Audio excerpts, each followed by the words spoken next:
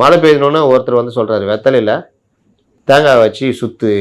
உடனே ஒரு தேங்காய் சுற்றுறாரு. சுற்றிட்டு கீழே வச்சுட்டு டிவிக்கேன்னா மழை நின்றுடும். ஆனால் மழை நின்றுச்சு. அதே ஏதோ மேகம் நாங்கள் நின்றுச்சு வச்சிங்க. இவங்களுடைய இது உச்சத்துக்கு போயிட்டானுங்க. ஆகா இனி எல்லா கூட்டம் ஏற்பாடு பண்ணோன்னா அந்த இடத்துல 10 வெத்தலை ஒரு தேங்காய் இருக்கணும். அப்போ வெயிலுக்கு என்ன பண்ண போகிறாங்கன்னு தெரில.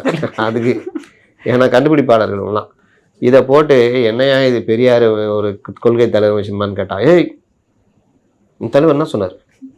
அவருடைய கடவுள் மறுப்பில் எங்களுக்கு உடன்பாடு இல்லாவிட்டாலும் நாங்கள் அவருடைய இது கடவுள் மறுப்பு கொள்கைனா விட்டுருங்க.